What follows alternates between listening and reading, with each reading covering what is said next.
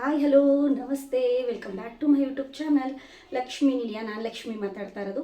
ಯಾರೆಲ್ಲ ಮೊದಲನೇ ಸರಿ ನನ್ನ ಚಾನಲ್ನ ನೋಡ್ತಿದ್ರು ಇಪ್ಪತ್ತಂತ ಸಬ್ಸ್ಕ್ರೈಬ್ ಮಾಡ್ಕೊಂಡು ನನಗೆ ಸಪೋರ್ಟ್ ಮಾಡಿ. ಬನ್ನಿ, ಇವತ್ತು ನನ್ನ ಚಾನಲಲ್ಲಿ ಮನಿ ಸೇವಿಂಗ್ಸ್ ಬಗ್ಗೆ ಮಾತಾಡೋಣ. ಮನಿ ಸೇವಿಂಗ್ಸ್ ಬಗ್ಗೆ ತುಂಬಾ ನಾವು ಪ್ರತಿದಿನ ಯೋಚನೆ ಮಾಡಬೇಕು. ದುಡ್ದಿದ್ದೆಲ್ಲ ನಾವು ದುಡಿಮೆನ ಎಲ್ಲ ದುಡ್ಡನ್ನ ವೇಸ್ಟ್ ಮಾಡಿದ್ರೆ ನಾಳೆ ನಮಗೆ ಕಷ್ಟ ಬರೋವಂಥದ್ದು. ಹೇಳಿ ಕೇಳಿ ಕಷ್ಟ ಬರಲ್ಲ. ಹಾಗಾಗಿ ನಾವು ಯಾವಾಗೂ ಕೂಡ ಮನಿ ಸೇವಿಂಗ್ಸ್ ಮಾಡೋದ್ರ ಬಗ್ಗೆ ಜಾಸ್ತಿ ಚೆನ್ನಾಗಿ ಯೋಚನೆ ಮಾಡಿ ಥಿಂಕ್ ಮಾಡಿ ಸೇವಿಂಗ್ಸ್ ಮಾಡಬೇಕು. ಅಂದರೆ ನಮ್ಮ ದುಡ್ಡನ್ನ ಯಾವ ರೀತಿ ಸೇವ್ ಮಾಡಬೇಕು. ಪ್ರತಿದಿನ ನಾವು ದುಡಿತೀವಿ, ಜೀವನಕ್ಕೋಸ್ಕರ ಪ್ರತಿದಿನ ದುಡಿತೀವಿ. ಹಸ್ಬೆಂಡ್ ಆ್ಯಂಡ್ ವೈಫು ಮನೇಲಿದ್ದರೂ ಕೂಡ ಹಸ್ಬೆಂಡ್ ದುಡಿಯೋದ್ರಲ್ಲೂ ಕೂಡ ಸೇವಿಂಗ್ಸ್ ಮಾಡ್ತಾ ಇರ್ತೀವಿ. ಈಗ ನಾನು ಕೂಡ ಅದೇ ರೀತಿ ನನ್ನ ಅರ್ನಿಂಗ್ಸ್ ಅಂದರೆ ಯೂಟ್ಯೂಬಲ್ಲಿ ಅರ್ನಿಂಗ್ಸ್ ಆಗ್ತಿದೆ. ಇದಕ್ಕೂ ಮುಂಚೆ ವರ್ಕ್ ಫ್ರಮ್ ಹೋಮ್ ಜಾಬ್ನ ಮಾಡ್ತಿದ್ದೆ, ಅದರಲ್ಲೂ ಕೂಡ ಅರ್ನಿಂಗ್ಸ್ ಬಂದಿದೆ. ಯಾವುದಾದ್ರೂ ಒಂದು ರೀತಿಲಿ ನಾನು ಕೂಡ ಅರ್ನಿಂಗ್ಸ್ ಮಾಡಬೇಕಪ್ಪ, ಮನೇಲೇ ಇದ್ದು ಏನಾದರೂ ಮಾಡಬೇಕಪ್ಪ ಅಂತ ನಾನು ಕೂಡ ಥಿಂಕ್ ಮಾಡ್ತಾ ಇರ್ತೀನಿ.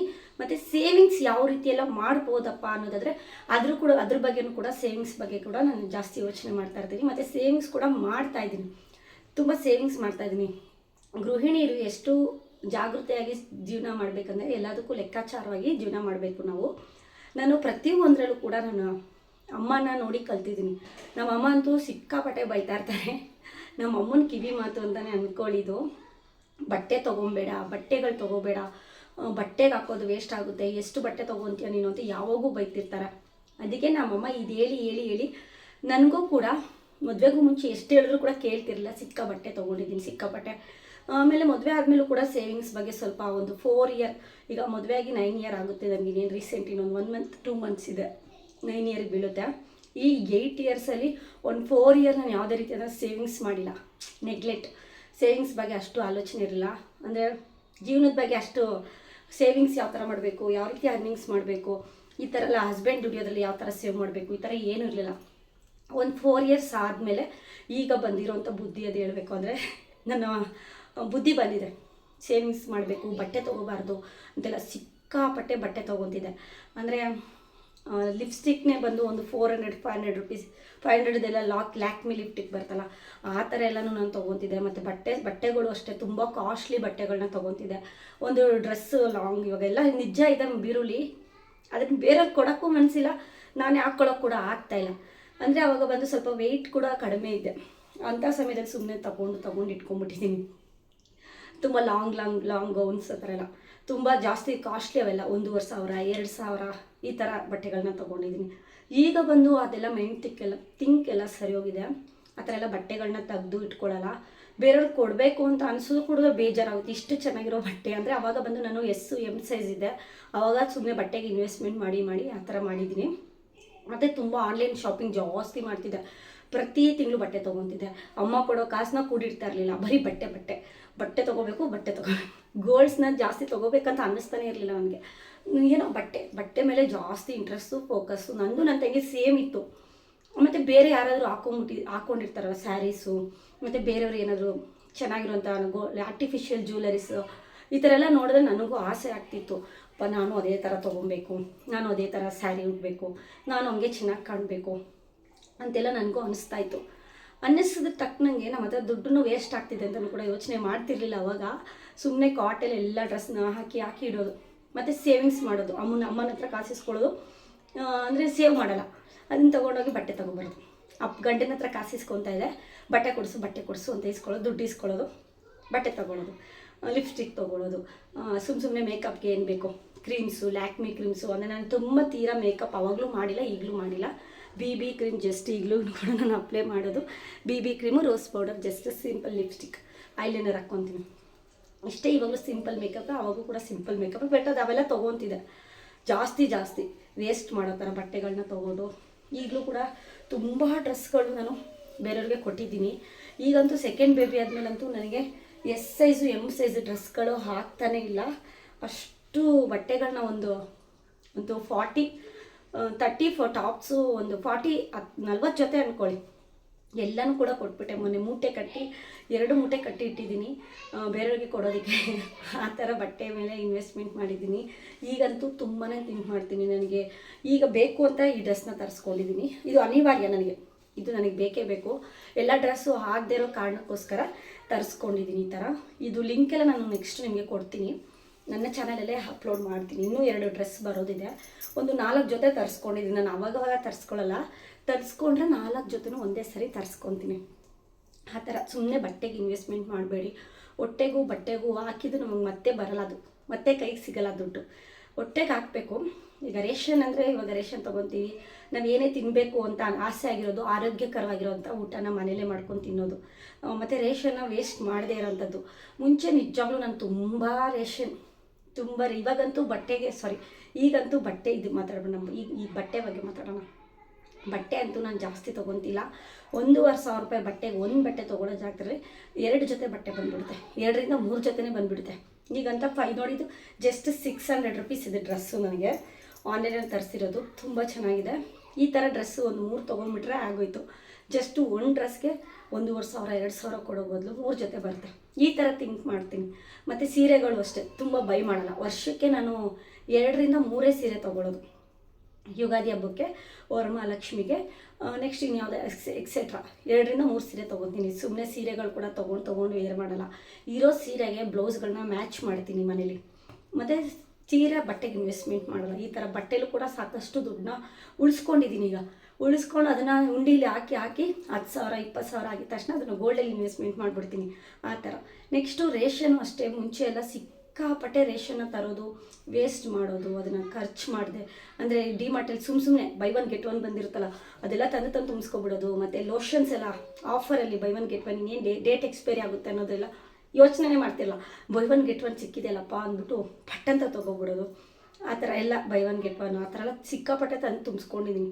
ಈಗ ರೀಸೆಂಟಾಗಿ ಎಲ್ಲೋ ಕೇಳಿದೆ ನಾನು, ಡಿಮಾರ್ಟಲ್ಲೆಲ್ಲನೂ ಕೂಡ ವಿಂಡೋಸ್ ಇರಲ್ಲ. ಯಾಕಿರಲ್ಲ ಅಂದರೆ ಶಾಪಿಂಗ್ ಮೈಂಡು ಬೇರೆ ಕಡೆ ನಮಗೆ ಹೋಗಬಾರ್ದು ಅಂತೇಳಿ ಡಿಮಾರ್ಟಲ್ಲಿ ಅಲ್ಲೆಲ್ಲನೂ ಕೂಡ ಅಟ್ರಾಕ್ಷನ್ ಆಗಿ ವಸ್ತುಗಳನ್ನ ಇಕ್ಕಿರ್ತಾರೆ. ಪ್ರತಿಯೊಂದೂ ಕೂಡ ಜ್ಯುವೆಲರೀಸ್ ಆಗಿರ್ಬೋದು, ಮೇಕಪ್ ಸೆಟ್ಸ್ ಆಗಿರ್ಬೋದು, ಪ್ರತಿಯೊಂದು ಜಾಸ್ತಿ ಶಾಪಿಂಗ್. 2,000 ರೂಪಾಯಿ ಶಾಪಿಂಗ್ ಮಾಡೋ ಜಾಗದಲ್ಲಿ 3,000 4,000 ರೂಪಾಯಿ ಶಾಪಿಂಗ್ ಆಗೇ ಹೋಗುತ್ತೆ. ನೀವು ನೋಡಿದ್ದೀರಾ? ಯಾವಾಗಾದರೂ ನೀವು ಅಂದ್ಕೊಂಡಿರೋ ರೀತಿ ಡಿಮಾರ್ಟಲ್ಲಿ ತಂದಿದ್ದೀರಾ? ಎಕ್ಸ್ಟ್ರಾ ನಾವು ತಂದೇ ತರ್ತೀವಿ ಡಿಮಾರ್ಟಲ್ಲಿ. ನನಗೆ ಎಕ್ಸ್ಪೀರಿಯನ್ಸ್ ಆಗಿದೆ. ಯಾರೋ ಹೇಳಿದ್ದು ಈ ಮಾತು ಕೂಡ ಹೌದಲ್ಲ. ಡಿಮಾರ್ಟಲ್ಲಿ ಎಲ್ಲೂ ಕೂಡ ಬಾಗಿಲು ವಿಂಡೋಸ್ ಇಡಲ್ಲ. 1 hour ಹೋಗೋದು 2 hours ಶಾಪಿಂಗ್ ಮಾಡ್ತಾರೆ. ಹೌದು, ಕರೆಕ್ಟಾಗಿ ಹೇಳ್ತಾ ಇದ್ದಾರೆ ಅಂತ ನನಗೂ ಅನ್ನಿಸ್ತು.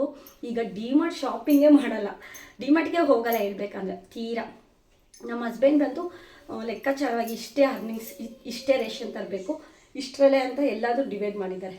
ಅಂದರೆ ಹಾಲು ಇಷ್ಟೇ ತರಬೇಕು, ತರಕಾರಿ ಇಷ್ಟೇ ತರಬೇಕು, ಇಷ್ಟು ಈ 3,000 ರೂಪಾಯಲ್ಲಿ ತರಕಾರಿ ಆಗಬೇಕು, ಹಾಲು 1 ಲೀಟ್ರ್ ಆಗಬೇಕು. ಎಕ್ಸ್ಟ್ರಾ ಹಾಲು ಕೂಡ ನಾನು ಹಾಲಲ್ಲೂ ಕಾಸು ಮಿಕ್ಸಿದ್ದೀನಿ. ನಿಜ ಹೇಳ್ಬೇಕಂದ್ರೆ ಲಾಸ್ಟ್ ಮಂತಲ್ಲಿ ನಾನು ಗೋಲ್ಕ ಹೊಡೆದ್ನಲ್ಲ, 30,000 ಚಿಲ್ಲರೆ ಸಿಕ್ಕಿದೆಯಲ್ಲ, ಅದೆಲ್ಲನೂ ಕೂಡ ಹಾಲಲ್ಲಿ ಮಿಕ್ಸಿದ್ದೀನಿ. 1 ಲೀಟ್ರ್ ಹಾಲು ನಾವು ತೀರಾ ಕುಡಿಯೋಲ್ಲ. ಸೆಕೆಂಡ್ ಡೇಗೆ 1/2 ಲೀಟ್ರ್ ತೊಗೊತೀವಿ. ಇರೋದು ಜಸ್ಟ್ ನಾನಂತೂ ಇವಾಗ ಜೀನಿ ಸ್ಲಿಮ್ನ ಯೂಸ್ ಮಾಡೋದ್ರಿಂದ, ಮನೇಲಿ ವೆಯ್ಟ್ ಲಾಸ್ ಜರ್ನಿ ಆಗಿರೋದ್ರಿಂದ ಇಷ್ಟು ನಾನು ಚಿಕ್ಕ ಲೋಟದಲ್ಲಿ ಚಿಕ್ಕ ಕಾಫಿ ಕುಡಿತೀನಿ ಅಷ್ಟೇ. ಮನೀಷು ಒಂದು 2-3 ಟೈಮ್ ಹಾಲು ಕುಡಿತಾರೆ. ನಲ್ಲಿತ್ತಿಮ್ಮ ಇಷ್ಟಿಷ್ಟು ಹಾಲು, ಒಂದು ಅರ್ಧ ಲೀಟ್ರ್ ಒಂದೊಂದು ದಿವಸ ಆಗುತ್ತೆ, ಒಂದೊಂದು ದಿವಸ 3/4 ಲೀಟ್ರ್ ಆಗುತ್ತೆ. ಹಾಲೆಲ್ಲೂ ವೇಸ್ಟ್ ಮಾಡಿದೆ. ಈಗ ಒಂದು 1/4 ಲೀಟ್ರ್ ಎಕ್ಸ್ಟ್ರಾ ಇದೆ ಅಂದರೆ ನೆಕ್ಸ್ಟ್ ಅಲ್ಲಿ ಇನ್ನೊಂದು ಅರ್ಧ ಲೀಟ್ರ್ ಕಡಿಮೆ ತರಿಸ್ಕೊಳ್ಳೋವಂಥದ್ದು, 3/4 ಲೀಟ್ರಲ್ಲೇ ಮೇಂಟೈನ್ ಮಾಡುವಂಥದ್ದು. ಈ ಥರ ಹಾಲು ಮತ್ತು ತರಕಾರಿ ಎಲ್ಲ ಮುಂಚೆಲ್ಲ ಸಿಕ್ಕಾಪಟ್ಟೆ ತಂದು ತುಂಬಿಸ್ಕೊಳ್ಳೋದು. ಸುಮ್ಮನೆ ಸಾಂಬಾರು ವೇಸ್ಟು ಇರೋದು ಇಬ್ಬರು, ಹಸ್ಬೆಂಡ್ ಆ್ಯಂಡ್ ವೈಫು. ನಾನು ಸುಮ್ಮನೆ 2 ದಿವಸ ತಿನ್ನೋಕೆ ಆಗದೆ ಇರೋ ಥರ ಆಗ್ಬಿಡುತ್ತೆ. ಅದನ್ನೆಲ್ಲ ನಾನು ವೇಸ್ಟ್ ಮಾಡಲ್ಲ. ಮುಂಚೆ ಎಲ್ಲ ಎಕ್ಸ್ಟ್ರಾ ಡೈಲಿ ಸಾಂಬಾರು ಮಾಡೋದು, ಆ ಸಾಂಬಾರನ್ನ ಚೆಲ್ಲೋದು, ಇಲ್ಲಾಂದರೆ ಯಾರಿಗಾದ್ರೂ ಕೊಡೋದು, ಈ ಥರ ಮಾಡ್ತಿದ್ದೆ. ಹೀಗೇನು ಮಾಡ್ತೀನಿ ಗೊತ್ತಾ? ಸಾಂಬಾರು ನಿಜ ಇದ್ದರೆ ನಾನು ಹೇಳ್ತೀನಿ, ನೆನ್ನೆ ಸಾಂಬಾರು ಮಿಕ್ಕಿದ್ರೆ ಇವತ್ತಿನ ನಾವು ಅದಕ್ಕೆ ರೈಸ್ ಮಾಡ್ಕೊಂಡು ತಿಂತೀವಿ. ಸುಮ್ಮನೆ ಸಾಂಬಾರಿಗೆ ಎಷ್ಟೆಲ್ಲ ಇನ್ವೆಸ್ಟ್ಮೆಂಟ್ ಮಾಡಿರ್ತೀವಿ, ಎಷ್ಟೆಲ್ಲ ರೇಷನ್ ಖರ್ಚಾಗುತ್ತಲ್ವ. ಹಾಗಾಗಿ ಸಾಂಬಾರು ಕಡಿಮೆ ಮಾಡ್ಕೊತೀನಿ. ಕಾಳು ಸಾರೆಲ್ಲ ಕಡಿಮೆ ಮಾಡ್ಕೊತೀನಿ, 2 ಡೇಸ್ ತಿನ್ನೋಕ್ಕಾಗಲ್ಲ. ಈ ಹುಳಿ ಸಾರೆಲ್ಲ ನಾನು ಪಲ್ಯ ಮಾಡ್ಕೊತೀನಿ. ಸೆಕೆಂಡ್ ಡೇಗೆ ಪಲ್ಯನೂ ಮತ್ತು ಆ ಸಾಂಬಾರನ್ನ ಮಿಕ್ಸ್ ಮಾಡಿಕೊಂಡು ಮೊಸರು ಇಟ್ಕೊಂಡು ತಿನ್ನುವಂಥದ್ದು. ಈ ಥರ ರೇಷನಲ್ಲೂ ಕೂಡ ಸಿಕ್ಕಾಪಟ್ಟೆ ದುಡ್ಡನ್ನ ಮಿಗಿಸ್ತಾ ಇದ್ದೀವಿ ಹೇಳ್ಬೇಕಂದ್ರೆ. ಸುಮ್ಮನೆ ತಂದು ಕಾಳನ್ನೆಲ್ಲ ವೇಸ್ಟ್ ಮಾಡೋದು, ಸಿಕ್ಕಾಪಟ್ಟೆ ವೇಸ್ಟ್ ಮಾಡಿದ್ದೀನಿ. ಹಾಗಂತೂ ಸುಮ್ಮನೆ ರೈಸ್ ಮಾಡೋದು, ತೊಗೊಂಡೋಗಿ ಚೆಲ್ಲೋದು. ಎಷ್ಟು ಬೆಲೆ ಇದೆ ರೇಷನ್ಗೆ ಅಲ್ವಾ? ಹಾಗಾಗಿ ಮತ್ತು ನಾನು ರೇಷನ್ ಅಕ್ಕಿ ಕೂಡ ಯೂಸ್ ಮಾಡ್ತೀನಿ. ರೇಷನ್ ಅಕ್ಕಿ ಹಂಗೆ ಕೊಡ್ತಾರಲ್ಲ, ತುಂಬ ಚೆನ್ನಾಗಿರೋದೇ ಕೊಡ್ತಾರೆ ನಮ್ಮ ತುಮಕೂರು ಸಿಟಿಲಿ. ನನ್ನ ಮಕ್ಕಳೆಲ್ಲನೂ ಕೂಡ ರೇಷನ್ ಅಕ್ಕಿನೇ ತಿನ್ನೋದು. ಹಾಗಾಗಿ ನಾನು ಜಾಸ್ತಿ ಸೋನಾ ಮಸೂರಿ ಎಲ್ಲ, ಪುಳಿಯೋಗರೆ, ಚಿತ್ರಾನ್ನ ಈ ಥರ ಮಾಡ್ಕೊತೀನಿ. ಜಾಸ್ತಿ ದೋಸೆ, ಇಡ್ಲಿ, ನನ್ನ ಮಗಳಿಗೆ ಜಾಸ್ತಿ ದೋಸೆ, ಇಡ್ಲಿ, ಈ ಥರ ದೋಸೆ ಇಡ್ಲಿಗೆ ರೇಷನ್ ಅಕ್ಕಿನ ಯೂಸ್ ಮಾಡಿಕೊಂಡು, ಸೋನಾ ಮಸೂರಿ ಅಕ್ಕಿನ ಲಿಮಿಟಲ್ಲಿ ಯೂಸ್ ಮಾಡಿಕೊಂಡು, ಈ ಥರ ಎಲ್ಲನೂ ಕೂಡ ನಾನು ದುಡ್ಡನ್ನ ಮಿಗಿಸ್ತಾ ಬಂದಿದ್ದೀನಿ. ಎಲ್ಲದರಲ್ಲೂ ದುಡ್ಡು ಮಿಕ್ಕಿಸ್ಬೇಕು. ನಾವು ಎಲ್ಲನೂ ಕೂಡ ದೇವ್ರ ಮೇಲೆ ಬಿಡೋದಂಥದ್ದಲ್ಲ, ನಾವು ಕೂಡ ದುಡ್ಡನ್ನ ಮಿಕ್ಸ್ತಾ ಬರಬೇಕು, ಪ್ರತಿಯೊಂದರಲ್ಲೂ ಚೌಕಾಸಿ ಮಾಡಬೇಕು. ಯಾವ ಹೆಣ್ಣು ಚೌಕಾಸಿ ಮಾಡ್ತಾಳೋ ಅಂಥದ್ದೇ ಗಂಡಿರ ಕೈಲಿ ದುಡ್ಡಿರುತ್ತೆ ಅಂತ. ನಾನು ಎಲ್ಲೋದ್ರೂ ಕೂಡ ಚೌಕಾಸಿ ಮಾಡ್ತೀನಿ. ನಮ್ಮ ಮನೆಯವ್ರು ಬೈತಾರೆ, ಚೌಕಾಸಿ ಮಾಡಬೇಡ, ಯಾಕೆ ಚೌಕಾಸಿ ಮಾಡ್ತೀಯಾ ಹಂಗೆ. ಅವ್ರು ಚೌಕಾಸಿನೇ ಮಾಡಲ್ಲ. ಅವರು 500 ಹೇಳಿದ್ರೆ 500 ಕೊಟ್ಟು ಬರ್ತಾರೆ. ನಾನು 450 ಕೇಳ್ತೀನಿ, 400 ಕೇಳ್ತೀನಿ, ಈ ಥರ ಕೇಳ್ತೀನಿ. ನಮ್ಮ ಮನೆಯವ್ರಿಗೆ ಬೇಜಾರಾಗುತ್ತೆ, ಅವ್ರು ಸಿಟ್ಟು ಮಾಡ್ಕೋತಾರೆ. ಕೆಲವೊಂದು ಸರಿ ಅವ್ರನ್ನ ಶಾಪಿಂಗಿಗೆ ಕರ್ಕೊಂಡು ಹೋಗೋಣ, ಯಾಕಂದರೆ ನನಗೆ ಚೌಕಾಸಿ ಮಾಡಿದ್ರೆ ಸಮಾಧಾನ ಅಂತ ಅನಿಸುತ್ತೆ. ನಮ್ಮ ಅಮ್ಮನಿಂದ ಕಲ್ತನೋ ಏನೋ ಗೊತ್ತಿಲ್ಲ, ಚೌಕಾಸಿ ಮಾಡೇ ಮಾಡ್ತೀನಿ. ನಾನು ಅನ್ಕೊತೀನಿ ಚೌಕಾಸಿ ಮಾಡಬಾರ್ದಂತ, ಬಟ್ ಅದೇ ಚೌಕಾಸಿ ಮಾಡ್ತೀನಿ. ನಾನು ಬಾಗಿಂಗ್ ಮಾಡೇ ತೊಗೋಬಾರ್ದು. ಬಟ್ಟೆ ಆಗಲಿ, ಫ್ರೂಟ್ಸ್ ಆಗಲಿ, ತರಕಾರಿ ಆಗಲಿ ಚೌಕಾಸಿ ಮಾಡಿದ. ನಮ್ಮ ಹಸ್ಬೆಂಡ್ ಅಂತೂ ಚೌಕಾಸಿ ಮಾಡಲ್ಲ. ಅವರು 100 ರೂಪಾಯಿ, 50 ರೂಪಾಯಿ, 80 ರೂಪಾಯಿಗೆ ಮಾರ್ತಿರ್ತಾರೆ ಅಂದ್ಕೊಳ್ಳಿ. ನಮ್ಮ ಮನೆಯವ್ರ ಮಕ್ಕ ನೋಡಿದ್ರೆ 100 ರೂಪಾಯಿ ಟಕ್ ಅಂತ ತಗೋ 100 ರೂಪಾಯಿ. ನಮ್ಮ ಮನೆಯವ್ರು 90 ರೂಪಾಯಿಗೆ 80 ರೂಪಾಯಿಗೆ ನಾವು ಮಾತೇ ಆಡಲ್ಲ. ಹಾಗಾಗಿ ನಾನು ಚೌಕಾಸಿ ಮಾಡ್ತೀನಿ. ಹೆಣ್ಮಕ್ಳು ಲೆಕ್ಕಾಚಾರವಾಗಿ ಜೀವನ ಮಾಡಬೇಕು ಅನ್ನೋದು ಇದೇ ಕಾರಣಕ್ಕೆ. ನೆಕ್ಸ್ಟ್ ಬಂದು ಸ್ಕೂಲ್ ವಿಚಾರದಲ್ಲಿ ಹೇಳ್ತೀನಿ. ನನ್ನ ಸ್ಕೂಲು ಆಲ್ಮೋಸ್ಟ್ ನಮ್ಮ ಮನೆಯವರ ಸಂಬಳದಲ್ಲಿ ಎಷ್ಟು ಮಟ್ಟಿಗೆ ಸೇರಿಸ್ಬೇಕೋ ಅಷ್ಟರಲ್ಲಿ ಒಂದು 50,000 ರೂಪಾಯಿ ಒಳಗಡೆ. ನಾನು ಇಬ್ಬರು ಮಕ್ಕಳು ಅಷ್ಟೇ, ಒಂದೇ ಸ್ಕೂಲು, ಇಬ್ಬರು ಎಷ್ಟು ಅವನು ಎಷ್ಟು ಓದ್ತಾನೋ, ಅಕ್ಕ ತಂಗಿ ಇಬ್ಬರು ಒಂದೇ ಸ್ಕೂಲಲ್ಲಿ ಓದಬೇಕು. ಅದೆಲ್ಲ ನನಗೆ ಗೊತ್ತಿಲ್ಲ, ಒಬ್ರು ಕಡಿಮೆ ಒಬ್ರು ಮೇಲಂತಿಲ್ಲ, ಇಬ್ರಿಗೂ ಸರಿ ಸಮ ನನಗೆ. ಆ ಥರ ಸ್ಕೂಲ್ಗೂ ಕೂಡ ಅದೇ ಥರ ಸೇರಿಸಿದ್ದೀನಿ. ಇನ್ನು ನನ್ನ ಮಕ್ಕಳು ಏನಾದರೂ ಹಠ ಮಾಡುವಂಥದ್ದು. ನನ್ನ ಮಗಳು ತುಂಬಾ ಹಠ ಮಾಡ್ತಾಳೆ. ಅಂದರೆ ಹೊರಗಡೆ ಹೋಗ್ಬಿಟ್ರೆ ಆಟ ಸಾಮಾನು ಬೇಕು, ಮತ್ತು ನನಗೆ ಈ ಥರ ಬ್ಯಾಗ್ ಬೇಕು, ಇದೇ ಥರ ನನಗೆ ಪೆನ್ ಬೇಕು, ಇದೇ ಥರ ಅದು ಬೇಕು, ಇದು ಬೇಕು, ಆ ಟಾಯ್ಸ್ ಬೇಕು. ಎಲ್ಲರೂ ಹೊರಗಡೆ ಕರ್ಕೊಂಡು ಹೋಗ್ಬಿಟ್ರೆ ಆ ಟಾಯ್ಸ್ ಬೇಕು, ಈ ಟಾಯ್ಸ್ ಬೇಕು ಅಂತೆಲ್ಲ ಸುಮ್ಮನೆ ಹಠ ಮಾಡ್ತಾರೆ. ಅವ್ರು ಯಾರೋ ಸೈಕಲ್ ತೊಗೊಂಡಿದ್ದಾರೆ, ಅವ್ರು ಯಾರೋ ಟ್ರೈ ಸೈಕಲ್ ತೊಗೊಂಡಿದ್ದಾರೆ, ಒಂಥರ ಬರ್ತಾವೆ ಟ್ರೈ ಸೈಕಲ್, ಆ ಥರ ಎಲ್ಲ ಕೊಡಿಸು ಅಂತ ತುಂಬ ಹಠ ಮಾಡ್ತಾಳೆ. ಅವ್ರು ನೋಡಿದ್ದು ಇವ್ರು ನೋಡಿದ್ದು ಬೇಕು ಅಂತ. ಇವ್ರನ್ನೂ ನೋಡಿ ಮಕ್ಕಳಿಗೆ ನಾನು ಗದ್ರಿಗೆ ಹೇಳಿದ್ದೀನಿ. ನನ್ನ ಮಕ್ಕಳಿಗೆ ನಮ್ಮ ಮನೆ ಕಷ್ಟನ ತಿಳಿಸ್ಬೇಕು ಮಕ್ಕಳಿಗೆ. ನೋಡು ದುಡ್ಡಿಲ್ಲ, ಸುಮ್ಮನೆ ತೊಗೊಳ್ಬಾರ್ದು ಅಂತ ಇದೇ ಕಂಡೀಷನ್ನಾಗಿ ಸ್ಟ್ರಿಕ್ಟಾಗಿ ನಮ್ಮನೆ ಬಡತನ ಹೇಳಬೇಕು. ದುಡ್ಡಿದೆ ಅಂತ ತೋರಿಸಿದ್ರೆ ಮಕ್ಳಿಗೆ ಆಸೆ ಹುಟ್ಟುತ್ತೆ. ಮಕ್ಳ ಆಸೆನೆಲ್ಲ ತುಂಬ ಈಡೇರಿಸಬಾರ್ದು. ಅವ್ರ ಕಷ್ಟ ಗೊತ್ತಾಗಬೇಕು, ಎಲ್ಲನೂ ತೊಗೊಳೋದಲ್ಲ ಅಂಥೇಳಿ ನಾನು ಕೆಲವೊಂದನ್ನ ಕೊಡಿಸಿದ್ದೀನಿ. ಈಗ ಅವಳಿಗೆ ಇವಾಗ 8-9 ಇಯರ್ ಆದ್ರೂ ಅವಳಿಗೆ 3 ಇಯರಲ್ಲಿ ತಂದಿರೋ ಸೈಕಲೇ ತುಳಿತಾ ಇದ್ದಾಳೆ. ನನಗೆ ಸೈಕಲ್ ಕೊಡಿಸು ಅಂತ. ನಾನು ನನ್ನ ಹಸ್ಬೆಂಡು, ನೀನು ಚೆನ್ನಾಗಿ ಮಾರ್ಕ್ಸ್ ತೆಗಿ, ಚೆನ್ನಾಗಿ ಓದ್ಬಿಡು, ಇಂಥದ್ದೋದ್ರೆ ಕೊಡಿಸ್ತೀವಿ, ಚೆನ್ನಾಗಿ ನಿನ್ನ ಸ್ಕೂಲ್ಗೆ ಫಸ್ಟ್ ಬಂದರೆ ಕೊಡಿಸ್ತೀವಿ ಅಂತ ಹೇಳಿ ಅದನ್ನು ಹಂಗೆ ನ್ಯೂಟ್ರಲ್ ಮಾಡಿಬಿಟ್ಟು ಆ ಥರನೂ ದುಡ್ಡು ಮಿಕ್ಸೋವಂಥದ್ದು. ಸ್ಕೂಲ್ ಬ್ಯಾಗ್ಸ್ಗಳೆಲ್ಲೂ ಅಷ್ಟೇ. 1 ವರ್ಷ ಬ್ಯಾಗ್ ತೊಗೊಂಡ್ರೆ 2 ಇಯರ್ 3 ಇಯರ್ವರೆಗೂ ಅದೇ ಬ್ಯಾಗ್ಸ್ನ ಯೂಸ್ ಮಾಡ್ತೀವಿ. ಮತ್ತು ಶೂಸು ಅಷ್ಟೇ, ಹೋದ ವರ್ಷ ತೊಗೊಂಡಿರೋ ಶೂನೇ ಈ ವರ್ಷವೂ ಕೂಡ ಅದೇ ವೇರ್ ಮಾಡ್ತಾ ಇದ್ದಾಳೆ. ಆ ಥರ ಸುಮ್ಮನೆ ಕಟನ್ಸ್ಗೆ ಸ್ಕ್ರೀನ್ಗಳೆಲ್ಲ ತಂದಾಕೋದು, 2-3 ಜೊತೆ ಇಟ್ಕೊಳ್ಳೋದು, ಆ ಥರ ಎಲ್ಲ. ತುಂಬ ಒಂದೇ ಸ್ಕ್ರೀನ್ ಇದ್ದರೆ ಅದೇ ತೊಳೆದು ಹಾಕ್ತಾಯಿರ್ತೀನಿ. 2 ಜೊತೆ ಇಟ್ಕೊಂಡಿರ್ತೀನಿ ಅಷ್ಟೇ. ಎಕ್ಸ್ಟ್ರಾ 3 ಚೆನ್ನಾಗಿದ್ರೂ ಕೂಡ ಎಕ್ಸ್ಟ್ರಾ ಬಟ್ಟೆಗಳನ್ನ ತೊಗೊಂಡು ಆ ಥರ ಎಲ್ಲ ಹಾಕುವಂಥದ್ದು ಆ ಥರ ಎಲ್ಲ ಮಾಡೇ ಇಲ್ಲ. ಮಕ್ಕಳಿಗೆ ಕಷ್ಟ ತೋರಿಸಿ ಬೆಳೆಸ್ಬೇಕು ಅಂತೇಳಿ. ಮತ್ತು ನಾನು ಕೂಡ ಅಷ್ಟೇ, ತೀರಾ ಮನ ಬೇಕಾ ಬೇಡ, ತೊಗೋಬೇಕಾ ಬೇಡ ಅಂತ ಸಿಕ್ಕಾಪಟ್ಟೆ ಯೋಚನೆ ಮಾಡ್ತೀನಿ. ಬಟ್ಟೆ ವಿಚಾರ ಆಗಿರ್ಬೋದು, ಏನೇ ಪ್ರಾಡಕ್ಟ್ ವಿಚಾರ ಆಗಿರ್ಬೋದು, ಯೋಚನೆ ಮಾಡಿ ತೊಗೊತೀನಿ. ನೆಕ್ಸ್ಟ್ ಬಂದು ಆಡಂಬರವಾಗಿ ಜೀವನ ಮಾಡುವಂಥದ್ದು. ಯಾರೋ ದೊಡ್ಡ ಮನೆಗೆ ಹೋಗಿದ್ದಾರೆ, ನಮ್ಮ ಫ್ರೆಂಡ್ ಅವರು ದೊಡ್ಡ ಮನೆ ಡೂಪ್ಲೆಕ್ಸಲ್ಲಿದ್ದಾರೆ. ನಾನು ಕೂಡ ಡೂಪ್ಲೆಕ್ಸ್ಗೆ ಹೋಗಬೇಕು, 10,000 ಬಾಡಿಗೆ ಆದರೂ ಪರವಾಗಿಲ್ಲ, 10 ಲಕ್ಷ ಲೀಸ್ಗಾದರೂ ಪರವಾಗಿಲ್ಲ, ನಾನು ತುಂಬ ದೊಡ್ಡ ಮನೆಗೆ ಹೋಗಬೇಕು ಅಂತ ಯೋಚನೆ ಮಾಡಲ್ಲ. ನಾನು ಇರೋ ಮನೇಲೆ ಎಷ್ಟು ಚಿಕ್ಕದಾಗಿ ಜೀವನ ಮಾಡೋಕ್ಕಾಗುತ್ತೋ ಅಷ್ಟೇ ಸಾಕು. ಇದಕ್ಕಿಂತ ದೊಡ್ಡ ಮನೆ ಏನಕ್ಕೆ ಬೇಕು? ಗಂಡ ಹೆಂಡತಿ 2 ಮಕ್ಕಳಿರೋದಕ್ಕೆ ಸಾಕು. ಸಿಂಪಲಾಗಿ ಒಂದು 5 ಲಕ್ಷ ರೂಪಾಯಿಗೆ ಲೀಸ್ಗೆ ಹಾಕ್ಕೊಳ್ಳೋಣ ಅಂತೇಳಿ ಇಸ್ಕೊಂಡಿರೋವಂಥದ್ದು ಮನೆ ನೋಡ್ತಾ ಇದ್ದೀವಿ. ತೀರಾ ದೊಡ್ಡ ಮನೆಗಳೆಲ್ಲ ಬೇಡ. ಯಾರೋ ಚೆನ್ನಾಗಿದ್ದಾರೆ ಅಂತೇಳಿ ನಾನು ಯೋಚನೆ ಮಾಡಲ್ಲ, ಇನ್ಫ್ಲುಯೆನ್ಸ್ ಆಗಲ್ಲ ನಾನು. ಅವ್ರಿಗೋಸ್ಕರ ನಾವು ಜೀವನ ಮಾಡ್ತಾಯಿಲ್ಲ. ನಮ್ಮ ಆದಾಯ ಎಷ್ಟು, ನಮ್ಮ ಜೀವನ ಶೈಲಿ ಎಷ್ಟಿದೆ, ನಮ್ಮ ದಾರಿ ಏನಿದೆ ಅಷ್ಟರಲ್ಲೇ ಜೀವನ ಮಾಡುವಂಥದ್ದು. ಆಸೆ ಇರಬೇಕು, ದುರಾಸೆ ಥರ ಸುಮ್ಮನೆ ಆಸೆಗಿಂತ ನಾವು ಸಾಲಗಾರ ಆಗ್ಬಿಡ್ತೀವಿ. ಎಷ್ಟಿದೆ ಅಷ್ಟರಲ್ಲೇ ಜೀವನ ಮಾಡೋದು ಕಲಿಬೇಕು. ಲೆಕ್ಕಾಚಾರ ಇರಬೇಕು. ಗಂಡ ಹೆಂಡತಿ ಒಂದೇ ಇದಂತಾರೆ ಎತ್ತು, ಗಂಡ ಹೆಂಡತಿ ಒಂದೇ ಎತ್ತು ಎಳೆದುಕೊಂಡು ಹೋದ್ರೆ ಸಂಸಾರ ಕರೆಕ್ಟಾಗಿ ಸಾಗೋದು. ಗಂಡ ಒಂದು ದಾರಿ, ಹೆಂಡತಿ ಒಂದು ದಾರಿ ಹೋದರೆ ಅಲ್ಲಿ ಸ್ವಲ್ಪ ಹಣಕಾಸಿನ ಸಮಸ್ಯೆ, ಮನೆ ಸಂಸಾರ ಕಷ್ಟ ಆಗಿರುತ್ತೆ ಸಾಕೋದು. ಜೀವನ ಮುಂದೆ ಕಷ್ಟ ಆಗುತ್ತೆ. ಗಂಡ ಹೆಂಡತಿ ಒಂದೇ ರೀತಿ ಹೋಗುವಂಥ ಜೀವನಗಳು ಚೆನ್ನಾಗಿರುತ್ತೆ. ಕೆಲವೊಂದು ಇರಲ್ಲ, ನನಗೂ ಗೊತ್ತಿದೆ, ನೋಡಿದ್ದೀನಿ. ಗಂಡ ಒಂಥರ ಇದ್ರೆ ಹೆಂಡತಿ ಒಂಥರ. ಹೆಂಡತಿ ಏನೇ ಒಂದು ಸಾಲ ಮಾಡ್ಕೊಬಿಡೋದು, ಏನೋ ಒಂದು ಮಾಡಿಬಿಡೋದು, ಗಂಡನಿಗೆ ಗೊತ್ತಿಲ್ಲದಂಗೆ ಏನೇನೋ ಮಾಡಿಬಿಡೋದು, ಈ ಥರ ಎಲ್ಲ ಮಾಡ್ತಾರೆ. ಹೆಂಡತಿ ಗೊತ್ತಿಲ್ಲದಂಗೆ ಗಂಡ ಮಾಡಿಬಿಡೋದು, ಏನೋ ಸಾಲ ಮಾಡ್ಕೊಂಬಿಡೋದು. ನಾಳೆ ಅದೆಲ್ಲ ತಲೆ ಮೇಲೆ ಬಂದಾಗ ಇಬ್ಬರು ಜಗಳ ಆಡೋವಂಥದ್ದು, ಈ ಥರ ಎಲ್ಲ ನಾನು ತುಂಬ ನೋಡಿದ್ದೀನಿ. ಆದರೆ ನಾವಿಬ್ಬರು ಆ ಥರ ಮಾಡ್ತಿಲ್ಲ. ಇಬ್ಬರು ಮ್ಯೂಚುವಲ್ ಅಂಡರ್ಸ್ಟ್ಯಾಂಡಿಂಗ್ ಇರಬೇಕು. ಒಬ್ಬರು ಏನು ಮಾಡ್ತಾರೆ, ಇನ್ನೊಬ್ರು ಏನು ಮಾಡ್ತಾರೆ ಅಂತ ಇಬ್ಬರಿಗೂ ಸರಿಯಾಗಿ ಗೊತ್ತಿರಬೇಕು. ನಮ್ಮ ಜೀವನದಲ್ಲಿ ನಮ್ಮ ದಿನಚರಿಯಲ್ಲಿ ಏನು ಮಾಡ್ತಾ ಇದ್ದೀವಿ, ಹೇಗೆ ಜೀವಿಸ್ತಾ ಇದ್ದೀವಿ, ನಾಳೆ ಕಷ್ಟ ಅಂತ ಬಂದಾಗ ಏನು ಕೈ ಹಿಡಿಯುತ್ತೆ ಆ ಥರ ಎಲ್ಲನೂ ಕೂಡ ಇಬ್ಬರು ಮಾತಾಡಿ ತೀರ್ಮಾನ ಮಾಡ್ಕೋಬೇಕು. ನಾನೆಲ್ಲನೂ ಕೂಡ ಎಲ್ಲದರಲ್ಲೂ ಸೇವಿಂಗ್ಸ್ ಮಾಡಿರೋದು, ಬಟ್ಟೆ ಆಗಿರ್ಬೋದು, ದಿನಸಿ ಸಾಮಾನು ಆಗಿರ್ಬೋದು, ಏನೇ ಒಂದು ತೊಗೊಳ್ಳೋಂಥ ವಿಚಾರವಾಗಿರ್ಬೋದು. ನಾನು ಬರ್ಡೇನೂ ಕೂಡ ಕ್ಯಾನ್ಸಲ್ ಮಾಡಿ ನಾನು ಉಂಡಿಲಿ ಹಣನ ಹಾಕಿದ್ದೆ. 1,500 ರೂಪಾಯಿನೋ ನನ್ನ ಮಗಳು ನನ್ನ ಬರ್ಡೇದು ಸೇರಿ ತೊಗೊಂಡು ದುಡ್ಡನ್ನ ಹಾಕಿದ್ದೆ ಗೊತ್ತಾ. ಬರ್ಡೇನೇ ಮಾಡ್ಕೊಂಡಿಲ್ಲ ನಾನು.